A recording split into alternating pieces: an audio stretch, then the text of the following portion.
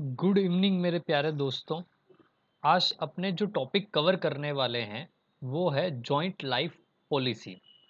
Joint life policy के अंदर क्या हुआ और क्या है ये टॉपिक एक्चुअली। जब भी एक पार्टनरशिप फर्म क्रिएट की जाती है तो उसमें कुछ पार्टनर्स रहेंगे। अगर किसी भी रीज़न की वजह से किसी पार्टनर की डेथ हो जाए या फिर कोई पार्टनर फर्म से रिटायर हो जाए, या तो फर्म से पार्टनर रिटायर हो जाए या फिर किसी भी पार्टनर की डेथ हो जाए, तो उस केस में अचानक से मतलब सडन सिचुएशन ऐसी आएगी कि फाइनल जो पेमेंट करना पड़ेगा वो फर्म को पेमेंट करना पड़ेगा, यानी कि रिमेनिंग पार्टनर्स को पेमेंट करना पड़ेगा। पॉइंट क्या आता है कि अगर अचानक से फर्म को पेमेंट करने की बारी आए तो फाइनेंशियली फर्म जो है वो इतनी स्ट्रांग नहीं रहेगी आफ्टर द पेमेंट। हो सकता है कि आपके पास में कुछ पैसे हों तो आप एक बार तो पेमेंट कर दोगे, जो भी लीगल रिप्रेजेंटेटिव होगा डिजीज पार्टनर का या फिर रिटायरिंग पार्टनर को आप पेमेंट कर दोगे एक बार। बट पॉइंट क्या आएगा कि आफ्टर द पेमेंट आपके पास में क्या बचेगा। तो अगर फर्म के पास में कुछ पैसे नहीं होंगे तो फर्म की फाइनेंशियल पोजीशंस खराब हो जाएगी और फर्म बंद होने की कगार पे आ जाएगी। तो इसके लिए जो भी पार्टनरशिप फर्म होती है जनरली वो पार्टनर की लाइफ के लिए पार्टनर की लाइफ के लिए वो क्या करते हैं, वो लेते हैं जॉइंट लाइफ पॉलिसी। क्या लेते हैं? जॉइंट लाइफ पॉलिसी लेते हैं, यानी कि एक इंश्योरेंस पॉलिसी वो लोग लेंगे। अब उस इंश्योरेंस पॉलिसी से क्या होगा कि अगर कभी भी फर्म से कोई भी पार्टनर रिटायर हो जाए या फिर कोई भी पार्टनर मर जाए, यानी कि उसकी पार्टनर की डेथ हो जाए, तो उस सिचुएशन में वो जो भी इंश्योरेंस पॉलिसी का पैसा है वो फर्म को मिल जाएगा। फर्म को मिल जाएगा, तो अगर फर्म को वो अमाउंट मिला तो उस अमाउंट से आप पेमेंट कर सकते हो। तो फर्म की जो एग्जिस्टिंग स्टेटस था, फाइनेंशियल पोजीशन जो थी वो बनी रहेगी, मतलब फर्म की फाइनेंशियल कंडीशन खराब नहीं होगी। सर अमाउंट कब मिलता है? तो अमाउंट में दो सिचुएशन आएगी, या तो कोई पार्टनर की डेथ हो तब आपको अमाउंट मिलेगा, या फिर उस इंश्योरेंस पॉलिसी का मैच्योरिटी टाइम आ जाए तो, यानी कि वो अगर मैच्योर हो जाती है इंश्योरेंस पॉलिसी तब आपको पैसे मिल सकते हैं, या फिर कोई भी पार्टनर की डेथ हो जाए तब। इन दोनों इवेंट में से जो भी पहले होगा उस पे आपको अमाउंट मिल जाएगा। तो अगर मैं शॉर्ट में बोलूं तो आपने क्यों लिया इंश्योरेंस पॉलिसी? आपने इंश्योरेंस पॉलिसी लिया, रीजन क्या था कि आप अपनी फाइनेंशियल पोजीशंस को बनाए रखना चाहते थे और पेमेंट करना चाहते थे किसको? पार्टनर को। मेन रीजन क्या था कि आपके फाइनेंशियल पोजीशन बनी रहे, नंबर वन। नंबर दो, पेमेंट जो बड़ा अमाउंट अगर आता है तो लीगल रिप्रेजेंटेटिव को या रिटायरिंग पार्टनर को, जो भी केस बनता है आपका रिटायरिंग होगा तो रिटायरिंग पार्टनर, मतलब रिटायरमेंट होगा तो रिटायरिंग पार्टनर, और अगर किसी पार्टनर की डेथ होती है तो उसके एग्जीक्यूटिव को या एग्जीक्यूटर को या लीगल रिप्रेजेंटेटिव को आप पेमेंट करोगे। अब पॉइंट क्या आता है कि आप पेमेंट जो कर रहे हो, इसके दो रीजन हो गए, दो ऑब्जेक्टिव हो गए। नंबर वन, फाइनेंशियली आप स्ट्रांग बने रहोगे। नंबर दो, आपका पेमेंट जो है वो आसानी से हो पाएगा। तो जो भी जॉइंट लाइफ पॉलिसी से रिलेटेड ट्रीटमेंट है, सर ट्रीटमेंट मतलब क्या हो गया कि जब भी आप इसका पेमेंट करोगे तो दो आपके इवेंट आते हैं। इवेंट आते हैं आपके दो। सर दो इवेंट मतलब क्या हुआ? एक तो आप इंश्योरेंस पॉलिसी का पेमेंट करते हो, मैं यहाँ पे लिख देता हूँ शॉर्ट में, दैट इज नंबर वन। आप एक तो इंश्योरेंस पॉलिसी का पेमेंट करते हो,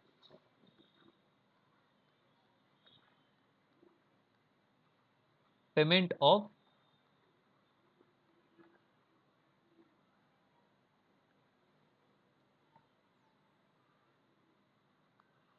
प्रीमियम। किसका प्रीमियम? जॉइंट लाइफ पॉलिसी का। तो JLP का जो भी आपने प्रीमियम का पेमेंट किया वो, उसका क्या ट्रीटमेंट करना। एंड नंबर दो, सेकेंड आता है कि डेथ हो जाए किसी पार्टनर की या फिर मेच्योरिटी पीरियड आ जाए, डेथ पे या मेच्योरिटी पे जो भी इंश्योरेंस का क्लेम मिलेगा, इंश्योरेंस क्लेम जो भी मिलेगा उसका क्या ट्रीटमेंट करना है। तो दो इवेंट आते हैं, एक पेमेंट करने का और दूसरा आता है अपना डेट या मैच्योरिटी के टाइम पे जो भी क्लेम आएगा आपके पास में उसका क्या ट्रीटमेंट करोगे। तो the accounting treatment is very much depending कि आपने जब प्रीमियम दिया था तब आपने क्या ट्रीटमेंट किया था। डेथ के टाइम पे आपको जो क्लेम मिलेगा उसका ट्रीटमेंट डिपेंड करेगा कि आपने जब प्रीमियम का पेमेंट किया है तब आपने क्या अकाउंटिंग ट्रीटमेंट किया। तो सर अकाउंटिंग ट्रीटमेंट के बारे में थोड़ा सा समझते हैं इसके बारे में कि क्या चीजें हैं। तो आपके पास में बहुत सारे मेथड्स हैं, बहुत सारे इन द सेंस 3 तरीके हैं, 3 अकाउंटिंग ट्रीटमेंट आप कर सकते हो जब आप प्रीमियम पेमेंट करते हो तब। नंबर 1 आता है कि जब भी आप प्रीमियम का पेमेंट करोगे तो उस प्रीमियम को आप क्या समझ रहे हो? सर हम समझ रहे हैं उसको हमारा खर्चा हो रहा है, एक्सपेंस समझ रहे हैं। तो नंबर 1 हो गया एक्सपेंस। नंबर 2 सर नहीं एक्सपेंस कैसे है? हमको फ्यूचर में उसका बेनिफिट मिलेगा। तो चलो ठीक है, उसका अपने क्या कर लेते हैं, उसको एक्सपेंस नहीं समझ के उसको समझते हैं एसेट्स। और थर्ड वन जो है, आपने एसेट क्रिएट की, तो एसेट के सामने आपको क्या करना है, एक रिजर्व बनाना है, दैट इज एक जेएलपी का रिजर्व बनाना है, दैट इज शॉर्ट में अगर इसको बोले तो जेएलपीआर बोलते हैं, that is joint life policy reserve. ठीक है, तो इनके अलग अलग ट्रीटमेंट होंगे, वन बाय वन अपने डिस्कस करते हैं इसको। बहुत इंटरेस्टिंग कॉन्सेप्ट है और आपके सीए फाउंडेशन में बहुत इंपॉर्टेंस रखता है। अगर क्वेश्चन आता है आपके एग्जाम में तो ये तीनों मेथड्स आपको एग्जैक्टली पता होने चाहिए और बहुत हेल्पफुल रहेगा आपके लिए। तो वन बाय वन डिस्कस करते हैं इसको कि क्या है। फर्स्ट अपना जो टॉपिक है दैट इज कि आपको क्या करना है, इसको एक्सपेंस समझना है। क्या कर रहे हो, जब भी आप प्रीमियम का पेमेंट करोगे तो उसको क्या समझ रहे हो आप, एक्सपेंस समझ रहे हो। सर एक्सपेंस समझ लिया, ठीक है। तो आपके पास में दो सिचुएशन आएगी, आपके पास में दो सिचुएशन आएगी कि एक तो आप जब पेमेंट कर रहे हो, जब आप पेमेंट कर रहे हो तब आपको क्या करना है, नंबर 1। नंबर 2 ईयर एंड पे क्या करना है, एंड नंबर 3 मैच्योरिटी के टाइम पे आपको क्या ट्रीटमेंट करना रहेगा। तो वन बाय वन अपने इसको डिस्कस करते हैं। एक एक छोटी सी चीज आपको बताता हूं कि जब भी आप इंश्योरेंस पॉलिसी को रिकॉर्ड करते हो या जब भी आपने इंश्योरेंस पॉलिसी ली है, अपने बात करते हैं थोड़ा सा इसके बारे में कि आपने जब भी इंश्योरेंस पॉलिसी ली है तो अगर आप मैच्योरिटी से पहले अगर आप इंश्योरेंस पॉलिसी को सरेंडर करते हो, सर सरेंडर मतलब क्या हुआ, आप इंश्योरेंस पॉलिसी को कैंसल आउट करते हो और उसके सामने आपको कितने रुपए मिलेंगे, बट ऑब्वियस आपको पॉलिसी का पूरा क्लेम तो मिलेगा नहीं क्योंकि आप सरेंडर कर रहे हो सामने से और मैच्योरिटी डेट से पहले कर रहे हो। तो आपको जो भी अमाउंट मिलेगा that is called surrender value. वो क्या वैल्यू चेंज होगी, यस बट ऑब्वियस चेंज होगी, ईयर बाय ईयर आपकी वैल्यू जो है वो इंक्रीज होती जाती है। जितना नजदीक आपका मैच्योरिटी पीरियड आएगा उतना आपका सरेंडर वैल्यू भी इंक्रीज हो जाएगा। अपने बात करते हैं पॉइंट नंबर 1 पे, और आपका मेथड कौन सा है, दैट इज आप क्या समझ रहे हो, उसको एक्सपेंस समझ रहे हो। क्या समझ रहे हो, एक्सपेंस समझ रहे हो, जो भी आपने प्रीमियम पेमेंट किया है उसको। तो अगर आपने इंश्योरेंस प्रीमियम पेमेंट किया और उसको समझना है एक्सपेंस, जब पेमेंट किया आपने तो आपका गया क्या, व्हाट गोज आउट। अपने अगर अकाउंटिंग के वो गोल्डन रूल्स जो 11th में पढ़े थे अगर उसके बेस पे बात करें तो आपका क्या गया, आपका जा रहा है पैसा, दैट इज आप बैंक के थ्रू पेमेंट कर रहे हो तो टू बैंक अकाउंट लिखोगे। What goes out that is credit करते हैं, नंबर 1। नंबर 2 क्यों किया, क्योंकि आपने इंश्योरेंस प्रीमियम का पेमेंट किया है, लेकिन सर उसको तो एक्सपेंस समझ रहे हैं, बट ऑब्वियस अगर आपने उसको एक्सपेंस समझ लिया है तो उस एक्सपेंसेस को क्या करते हैं, according to the nominal account आप क्या करते हो, उसको डेबिट करते हो। तो आपको यहाँ पे क्या करना है, जॉइंट लाइफ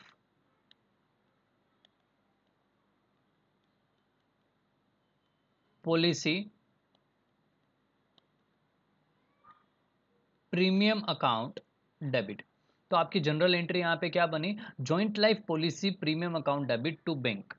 सर अमाउंट कितना लिखना है, जितना आपने प्रीमियम का पेमेंट किया है उतना अमाउंट, ठीक है। नंबर 2 ईयर एंड पे क्या करो, ये कब करना है आपको, ये करना है आपको पेमेंट करते time, on the date of payment, on the date of payment. Number 2 आता है कि जब ईयर एंड आएगा, जब आपका ईयर एंडिंग होगा, फाइनेंशियल ईयर एंड होगा, तब आपको क्या करना है, तो जितने भी एक्सपेंसेस होते हैं सारे एक्सपेंसेस को प्रॉफिट एंड लॉस अकाउंट में आप ट्रांसफर करते हो। तो आपकी जनरल एंट्री यहां पे बनेगी, profit and loss account debit to JLP premium account. आपने क्या कर दिया, profit and loss account debit कर दिया। अगर मैं यहाँ पे छोटा सा एक प्रॉफिट एंड लॉस अकाउंट बना लूँ, से फॉर एग्जांपल आपका ये प्रॉफिट एंड लॉस अकाउंट, तो एक्सपेंसेस आप यहाँ पे लिखोगे डेबिट साइड में, तो आप क्या लिखोगे, JLP प्रीमियम। तो यहाँ से आपको एग्जैक्टली पता चल रहा होगा कि profit and loss account debit to JLP की एंट्री बन रही है, यानी कि यहाँ पे आपने डेबिट किया था JLP प्रीमियम को और यहाँ पे आपने क्रेडिट कर दिया JLP प्रीमियम को, मतलब जो आपने प्रीमियम को एक्सपेंस समझा था वो आपका ट्रांसफर हो गया कहाँ पे, प्रॉफिट एंड लॉस में। अब थर्ड पॉइंट आता है आपका कि मैच्योरिटी। मैच्योरिटी मतलब आप अगर उस अमाउंट को, यानी कि जो पॉलिसी है आपकी, उस पॉलिसी को अगर आप सरेंडर करते हो या फिर किसी पार्टनर की डेथ हो जाती है, तो उस टाइम पे आपको जो पैसे मिलेंगे तो उसका क्या करना है। मैच्योरिटी के टाइम पे, मैच्योरिटी मतलब क्या हुआ, या तो पॉलिसी का पीरियड खत्म हो गया, या फिर किसी पार्टनर की डेथ हो गई है, या फिर आप सामने से सरेंडर कर रहे हो, तो तीनों सिचुएशन हो सकती है यहाँ पे। तो जब भी आप का मैच्योरिटी टाइम पीरियड आएगा तो उस टाइम पे आपको पैसे मिलेंगे, आपको पैसे मिलेंगे। तो जब पैसे मिलेंगे आपको, तो आपको क्या एंट्री करनी है, पैसे आए यानी कि बैंक अकाउंट डेबिट हो जाएगा, और आपने JLP का अकाउंट तो क्लोज कर दिया था प्रॉफिट एंड लॉस अकाउंट में ट्रांसफर करके। जब पैसे दिए थे तो आपने एक्सपेंस समझा, अब जब पैसे मिल रहे हैं आपको तो डायरेक्टली पार्टनर्स में डिस्ट्रीब्यूट करना है। तो यहां पे आ जाएगा पार्टनर्स कैपिटल अकाउंट। सर कौन से रेशियो में डिस्ट्रीब्यूट करना है, पार्टनर्स के प्रॉफिट शेयरिंग रेशियो में डिस्ट्रीब्यूट करना है, बिकॉज जब आपने एक्सपेंसेस उसको ट्रीट किया था तो आपका प्रॉफिट कम हुआ था, और प्रॉफिट को आप डिस्ट्रीब्यूट करते हो प्रॉफिट शेयरिंग रेशियो में। तो अल्टीमेटली जब आपने लॉसेस के अंदर, एक्सपेंसेस के अंदर प्रॉफिट शेयरिंग रेशियो में डिस्ट्रीब्यूट किया था प्रॉफिट को या उन एक्सपेंसेस को, तो जब पैसे मिल रहे हैं तब भी आपको क्या करना है, उसको प्रॉफिट शेयरिंग रेशियो में डिस्ट्रीब्यूट करना है। तो कौन से रेशियो में डिस्ट्रीब्यूट करना है, प्रॉफिट शेयरिंग रेशियो में। सर यहाँ पे पार्टनर्स कैपिटल अकाउंट लिखा, तो यहाँ पे आपको क्या करना है, अगर एक्स वाई जेड तीन पार्टनर है तो 2x capital, 2y capital, 2z capital, तो प्रॉफिट शेयरिंग रेशियो में इस तरीके से आप डिस्ट्रीब्यूट करोगे। इसका एक एग्जाम्पल अपने सोल्व करके देखते हैं कि क्या इसका एग्जाम्पल है। यहाँ पे एक एग्जाम्पल आपको दिख रहा होगा स्क्रीन पे। क्वेश्चन में बोला क्या गया है, क्वेश्चन में बोला है कि तीन पार्टनर हैं, that is red, white and black. तीन पार्टनर है रेड, वाइट एंड ब्लैक। उनका प्रॉफिट शेयरिंग रेशियो आपको देके रखा है 5:3:2 का। उन्होंने 2011 में एक जॉइंट लाइफ पॉलिसी ली 50,000 रुपीज की। क्या ये 50,000 प्रीमियम है, नहीं, ये 50,000 आपका पॉलिसी की वैल्यू है, और जो प्रीमियम का अमाउंट है वो 3,000 आप दोगे, और 10th ऑफ जून को हर साल, एनुअली बोला ना यहाँ पे, पेड एनुअली, मतलब every year you have to pay 3,000 on the 10th of June.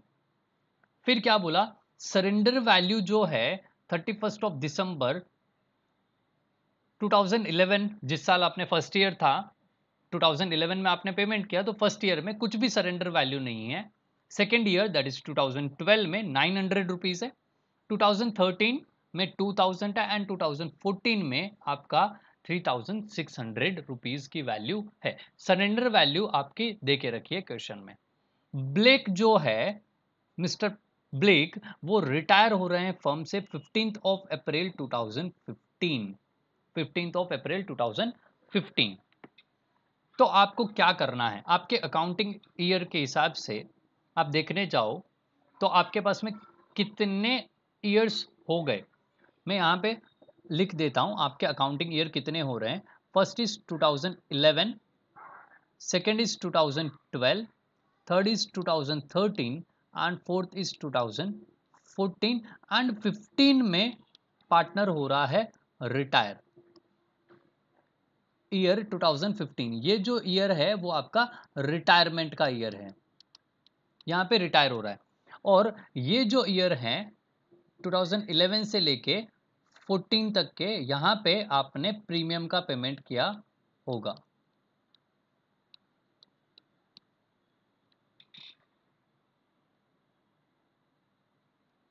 यहाँ पे आपने प्रीमियम का पेमेंट किया होगा। तो आपकी इन 4 ईयर्स में, अकाउंटिंग ईयर्स में आपको क्या करना है, एक एंट्री पास करनी है। नंबर 1, जब भी आप पेमेंट करोगे, पेमेंट कब कर रहे हो, 10th ऑफ जून को आप पेमेंट कर रहे हो, तो every year in 2011, in 2012, 13 and 14, इन 4 साल में आपको क्या करना है, प्रीमियम का जो पेमेंट किया उसकी जनरल एंट्री बनानी है। तो इसकी एंट्री क्या बनेगी अपनी, joint life policy premium account debit to bank account. और अमाउंट आ जाएगा इसका, आप कितना अमाउंट पेमेंट कर रहे हो, 3000 और 3000 every year. 10th of June को आप पेमेंट करने वाले हो, तो 2011 में भी यही बनेगा, 12 में भी यही, 13 में भी यही, और 14 दैट इज 14 में भी यही एंट्री बनेगी। ईयर एंड पे, यानी कि आपका ईयर एंड कब हो रहा है, 31st of December, 31st of December. तो 31st ऑफ दिसंबर को आपको क्या करना है, एक एंट्री पास करनी है ईयर एंड पे। और आपकी एंट्री क्या चीज़ से रिलेटेड रहेगी, आपकी एंट्री रहेगी जो भी आपने जेएलपी को, जो प्रीमियम आपने पेमेंट किया उसको आपने क्या ट्रीट किया है, उसको आपने ट्रीट किया है एक्सपेंस। तो जो भी आपने एक्सपेंसेस का पेमेंट किया है उसको आपको ट्रांसफर करना है कहाँ पे, प्रॉफिट एंड लॉस अकाउंट में। तो यहाँ पे आपकी एंट्री बनेगी profit and loss account debit to JLP premium account. Amount क्या आएगा, 3000 एंड 3000। ये भी कब करना है, 31st ऑफ दिसंबर 2011, 12, 13 एंड 14। आपने क्या किया, एक्सपेंस ट्रीट किया, तो जो पेमेंट किया उसको प्रॉफिट एंड लॉस अकाउंट में आपने ट्रांसफर कर दिया। अब बात करते हैं रिटायरमेंट की। ब्लेक रिटायर हो रहा है 2015 में, तो आपको, अगर ब्लेक के रिटायरमेंट पे आप पॉलिसी सरेंडर करते हो तो आपको कितना अमाउंट मिलेगा, जो भी 31st ऑफ दिसंबर 2014 को सरेंडर वैल्यू जो होगी वो आपको अमाउंट मिल जाएगा। अगर 15th ऑफ अप्रैल की सरेंडर वैल्यू अगर क्वेश्चन में देके रखी हो तो आपको वो वैल्यू कंसिडर करनी है। क्वेश्चन में नहीं देके रखी तो 2014 की जो सरेंडर वैल्यू है वो आप कंसिडर करोगे, तो आपको अमाउंट कितना मिलेगा, दैट इज 3600, 3600। तो आपके पास में पैसे आएंगे, आपके पास में पैसे आएंगे कितने, 3600। तो यहाँ पे आप जब मेच्योरिटी के टाइम पे एंट्री करोगे या फिर सरेंडर कर रहे हो उस टाइम पे जब एंट्री करोगे रिटायरमेंट की डेट पे, तब आपको क्या करना है, पैसे आए, दैट इज बैंक अकाउंट आपका डेबिट हो जाएगा 3600 से। और जैसे कि मैंने कॉन्सेप्ट बताया कि पार्टनर्स ने एक्सपेंसेस को बियर किया था, तो जो अमाउंट मिल रहा है सरेंडर वैल्यू का वो भी आपको पार्टनर्स में डिस्ट्रीब्यूट करना है। आपके पार्टनर्स कौन कौन है, रेड, वाइट एंड ब्लैक। तो यहाँ पे लिख देंगे reds capital account, number 2 whites capital account,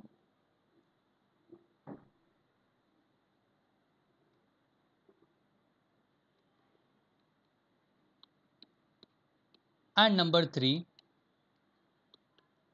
blacks capital account. कौन से रेशियो में डिस्ट्रीब्यूट करना है, that is profit sharing ratio में। सर प्रॉफिट शेयरिंग रेशियो क्या है, क्वेश्चन में देके रखा है 5:3:2। आप अगर 5:3:2 में डिस्ट्रीब्यूट करते हो 3600 को, तो आपका अमाउंट आएगा 1800 रेड को, 1080 आएगा वाइट का, एंड 720 रुपीज आएगा जेड का, दैट इज ब्लैक का। तो ये है आपका जेएलपी को, अगर आप क्या समझ रहे हो, आप समझ रहे हो जेएलपी को एक्सपेंस। तो ये आपने अकाउंटिंग एंट्रीज बना ली। ये एंट्रीज आपकी कब तक बनेगी? 2011 में भी बननी है, 2012 में भी बननी है, 2013 में भी बननी है, 2014 में भी बननी है। आपका काम क्या रहेगा? आपको मैं मेरी साइड से एक होमवर्क दे देता हूं कि आप इसका लेजर अकाउंट प्रिपेयर करके देखना। लेजर की क्या क्या बन सकता है? एक तो बनाना है आपको जेएलपी का प्रीमियम का अकाउंट, जेएलपी प्रीमियम अकाउंट, और दूसरा बनाना है आपको प्रॉफिट एंड लॉस अकाउंट। ठीक है। एंड थर्ड वन, आप अगर बनाना चाहो तो पार्टनर्स का कैपिटल अकाउंट बना लेना, बट सिंपल बनेगा वो, तो बाई बैंक करके आप लिख सकते हो उस पर। तो आगे कॉन्सेप्ट आता है, आगे का जो पॉइंट था यहाँ पे, कि आप अगर प्रीमियम को क्या समझ रहे हो? एसेट समझ रहे हो। प्रीमियम को क्या समझ रहे हो? एसेट समझ रहे हो। यानी कि आपको एक्सपेंस ट्रीट नहीं करना है, आपको ट्रीट करना है प्रीमियम को क्या? एसेट। आपको ट्रीट करना है एसेट। तो आप क्या करोगे? तो सिचुएशन आती है आपकी कुछ इस तरीके से।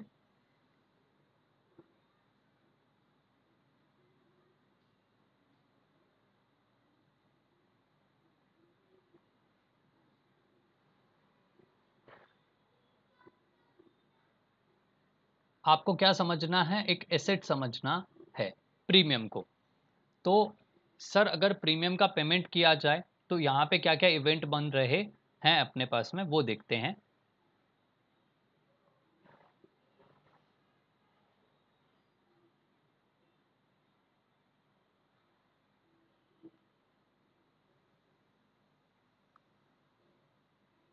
यस। पॉइंट नंबर वन जो बन रहा है, जो इवेंट बन रहा है, वो है कि आप पेमेंट करोगे तब आपको क्या करना है, और नंबर दो, मैच्योरिटी पे क्या करना है। अगर मैं एक और इवेंट इसमें ऐड करूं पेमेंट के साथ में, तो यहाँ पे ऐसे भी बोल सकते हैं कि ईयर एंडिंग पे आपको क्या करना है। जब भी आप पेमेंट कर रहे हो, जब भी आप पेमेंट कर रहे हो तो आपकी एक एसेट क्रिएट हो रही है। आप ऐसे अज्यूम करना कि आपने एक एसेट परचेज की, तो vote comes in, that is एक एसेट आ रही है। आपने एसेट को नाम दे दिया जॉइंट लाइफ पॉलिसी, यानी कि JLP। आपने एसेट को नाम दे दिया JLP। तो आपके पास में एक asset I, that is called JLP। आप क्या करोगे उसका? तो आपके पास में जब भी आप पेमेंट करोगे तो आपकी एक एंट्री बनेगी, that is joint life policy account debit to bank account. ये जो एंट्री बनेगी ये आपकी प्रीमियम की वैल्यू से बनेगी। जितना भी आपने प्रीमियम का पेमेंट किया है उतने अमाउंट से। अब बात आती है कि ईयर एंड पे क्या करना है। जब आपका ईयर एंड होगा तब आपको क्या करना है? जब आपका ईयर एंड होगा तब आपको क्या करना है? तो जो आपका एसेट अकाउंट है, ये JLP है आपका एसेट, तो इसकी जो क्लोजिंग वैल्यू है, इसका बैलेंस कैरिड डाउन जो करोगे, वो कौन सी वैल्यू पे करना है? सरेंडर वैल्यू पे करना है। क्या करना है आपको? क्लोजिंग वैल्यू या क्लोजिंग बैलेंस ऑफ JLP क्या होगा?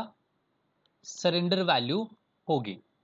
तो सर आपने जो प्रीमियम पेमेंट किया और जो सरेंडर वैल्यू है, अगर उसके बीच में कुछ भी डिफरेंस आता है तो उसका क्या करोगे? तो ट्रीटमेंट आता है, that is difference between premium and surrender value. जो भी डिफरेंस आ रहा है उस डिफरेंस को आपको प्रॉफिट एंड लॉस अकाउंट में ट्रांसफर करना है, प्रॉफिट एंड लॉस अकाउंट में ट्रांसफर करना है। नेक्स्ट बारी आती है, नेक्स्ट जो पॉइंट आता है आपका, वो कुछ ऐसा आएगा कि मैच्योरिटी के टाइम पे आप क्या करोगे। मैच्योरिटी के टाइम पे आप क्या करोगे?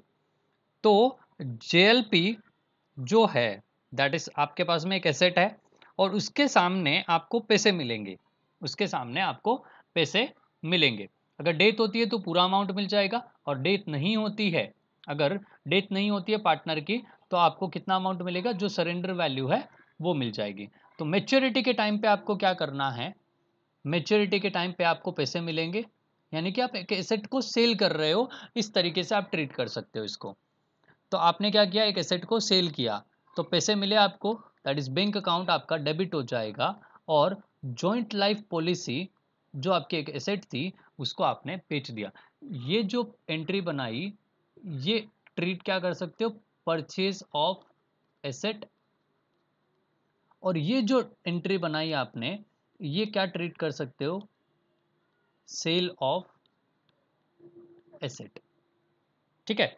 अगर फिर भी आपके जॉइंट लाइफ पॉलिसी में, मतलब यहाँ पे आपके जो जॉइंट लाइफ, कुछ कुछ पॉइंट्स बताता हूँ आपको मैं कि जो इंपॉर्टेंट पॉइंट है, आपने क्या बोला कि क्लोजिंग वैल्यू जो है जेएलपी के अकाउंट की वो सरेंडर वैल्यू होगी, क्लोजिंग वैल्यू जो होगी वो सरेंडर वैल्यू होगी, यानी कि आपका जो जेएलपी अकाउंट है वो आपका कौन सी वैल्यू पे दिख रहा होगा, सरेंडर वैल्यू पे। इन केस अगर किसी पार्टनर की डेथ हो जाती है तो जो अमाउंट आपको रिसीव होगा, जो क्लेम आएगा, वो आपका फुल अमाउंट आएगा। फुल क्लेम अगर आपको रिसीव होता है तो सरेंडर वैल्यू पे आपका जेएलपी अकाउंट दिख रहा है, लेकिन फुल क्लेम अगर आपको रिसीव होता है तो वहां पे पॉइंट आएगा क्या, कि डिफरेंस आएगा जेएलपी के अकाउंट में। से फॉर एग्जाम्पल आपको 50,000 रुपीज अमाउंट मिल रहा है क्लेम का, सरेंडर वैल्यू है आपकी से फॉर एग्जाम्पल 18,000, सरेंडर वैल्यू है 18,000 और आपको अमाउंट मिल रहा है 50,000, तो जो डिफरेंस आएगा उसको आपको क्या करना है, पार्टनर्स में डिस्ट्रीब्यूट करना है। यानी कि जेएलपी अकाउंट में सरेंडर वैल्यू पे रिकॉर्ड करते हैं, लेकिन जब क्लेम अगर फुल क्लेम मिलेगा तो जेएलपी अकाउंट का जो भी डिफरेंस होगा, difference of JLP account will be distributed between partners in profit sharing ratio, उनके प्रॉफिट शेयरिंग रेशियो में डिस्ट्रीब्यूट कर देना। एग्जाम्पल को सोल्व करके देखते हैं कि क्या पोजीशन बन रही है आपकी। एग्जाम्पल को सोल्व करके देखते हैं कि यहाँ पे आपकी क्या पोजीशन बन रही है। ये है आपका क्वेश्चन, सेम क्वेश्चन लेते हैं जो प्रीवियस वाला था। रेड, व्हाइट एंड ब्लैक तीन पार्टनर है, 5:3:2 का इनका रेशियो था। उन्होंने 50,000 की एक पॉलिसी ली, प्रीमियम जो है वो 10th ऑफ जून को पेमेंट करते हैं और 3,000 रुपीज का एनुअल प्रीमियम है। आप क्या कर रहे हो, सरेंडर वैल्यू आपको देके रखी है, फर्स्ट ईयर में नील है, सेकेंड ईयर में 900 है, थर्ड ईयर में 2,000 है एंड फोर्थ ईयर में 3,600 है, और अप्रैल 15 को आपका पार्टनर रिटायर हो गया। अगर रिटायर हो रहा है, अगर कोई पार्टनर रिटायर हो रहा है तो आपको अमाउंट मिलेगा क्या, क्लेम अमाउंट पूरा का पूरा मिलेगा क्या, नहीं, आपको क्या मिलने वाला है, सिर्फ और सिर्फ सरेंडर वैल्यू, सिर्फ और सिर्फ सरेंडर वैल्यू। तो जब भी आप पेमेंट कर रहे हो, जब भी आप पेमेंट कर रहे हो तो आपको एंट्री बनानी पड़ेगी यहाँ पे, joint life policy account debit to bank account, क्या अमाउंट से, प्रीमियम के अमाउंट से एंट्री बनेगी आपकी, प्रीमियम के अकाउंट, प्रीमियम के अमाउंट से। लेकिन जेएलपी का जो अकाउंट है, लेकिन जो जेएलपी का अकाउंट है वो आपको कौन सी वैल्यू पे दिखाना रहता है, सरेंडर वैल्यू पे।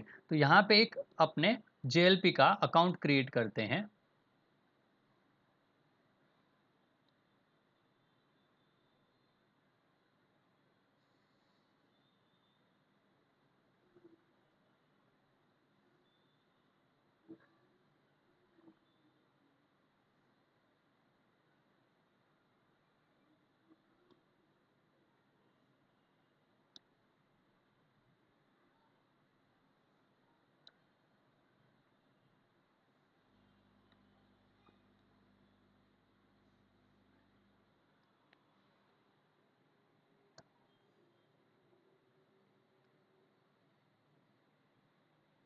ये अकाउंट क्रिएट करते हैं joint life policy account.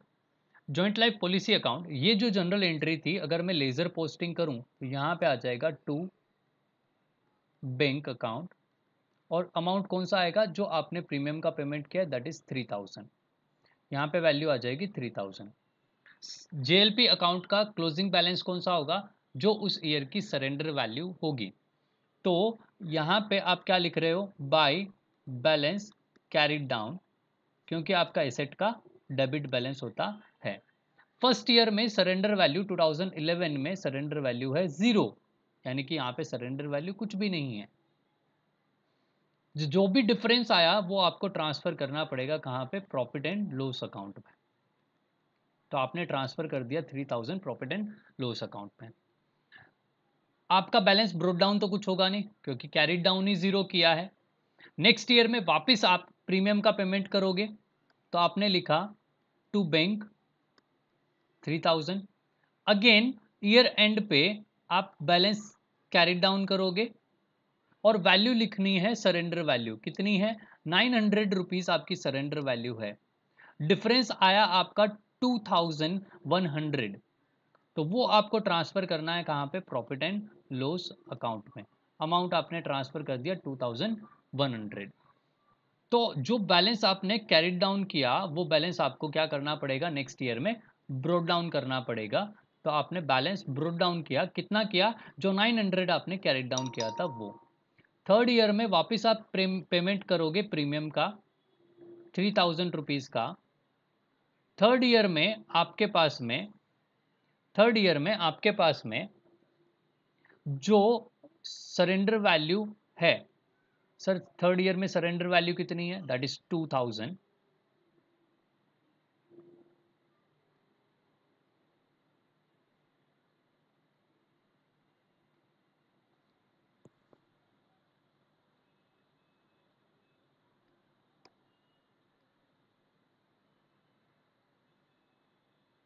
Third year में आपके पास में सरेंडर वैल्यू है 2000 की। तो बैलेंस कैरिड डाउन जो करना है आपको, बैलेंस कैरिड डाउन जो करना है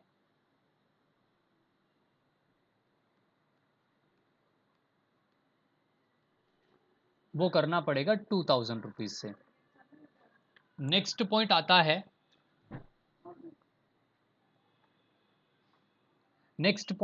है, कि जो डिफरेंस आया उसका क्या करोगे, उसको आपको ट्रांसफर करना है कहाँ पे, प्रॉफिट एंड लॉस अकाउंट में। तो 3900 माइनस 2000, दैट इज 1900 रुपीज आप ट्रांसफर करोगे प्रॉफिट एंड लॉस अकाउंट में। अगेन आप बैलेंस को ब्रोट डाउन करोगे, बैलेंस ब्रोट डाउन 2000 जो आपकी सरेंडर वैल्यू थी, और वापस आप बैंक से पेमेंट करोगे जब डेट आएगी, that is 10th of June. Balance carried down कौन सी वैल्यू पे करना है, सरेंडर वैल्यू पे। और आपके फोर्थ ईयर में सरेंडर वैल्यू कितनी, बैलेंस कैरिड डाउन आपकी सरेंडर वैल्यू है 3600। तो जो भी डिफरेंस आया वो डिफरेंस कहाँ जाएगा, प्रॉफिट एंड लॉस अकाउंट में। तो आपका अमाउंट आएगा दैट इज 1400। अब बैलेंस को ब्रोट डाउन करना है वापस, कौन सी वैल्यू, 3600। ब्लेक हुआ रिटायर, अगर ब्लेक रिटायर हो रहा है तो आपको अमाउंट कौन सा मिलेगा, but obvious surrender value. Death नहीं हो रही है, डेथ होती तो आपको अमाउंट कौन सा मिलता, पूरा का पूरा पॉलिसी वैल्यू। तो यहाँ पे वैल्यू आ जाएगी 3600। क्या आपका जेएलपी के अंदर डिफरेंस बचा कुछ नहीं। ये जो आपने एंट्री की है ये वाली, ये आपने कब की है, जब आपको ब्लेक के रिटायरमेंट पे जो सरेंडर वैल्यू है वो मिलेगी, तब आपने वैल्यू लिख ली। अब डिफरेंस कुछ बचा नहीं तो आपको कुछ भी नहीं करना। अगर ब्लेक की डेथ होती तो उस केस में आपको जो अमाउंट मिलता वो मिलता यहाँ पे 50,000, यहाँ पे मिलता 50,000। तो 50,000 क्रेडिट साइड में, 3,600 डेबिट साइड में। तो जो डिफरेंस आ रहा था 46,400 का, उसको आपको प्रॉफिट शेयरिंग रेशियो में तीनों पार्टनर में डिस्ट्रीब्यूट करना रहता। नेक्स्ट आपका एक कॉन्सेप्ट और बाकी है, वो कवर करेंगे अपने नेक्स्ट वीडियो में, दैट इज पॉलिसी रिजर्व। अगर आप बनाते हो तो उसको क्या करना रहता है, उसका क्या ट्रीटमेंट रहेगा।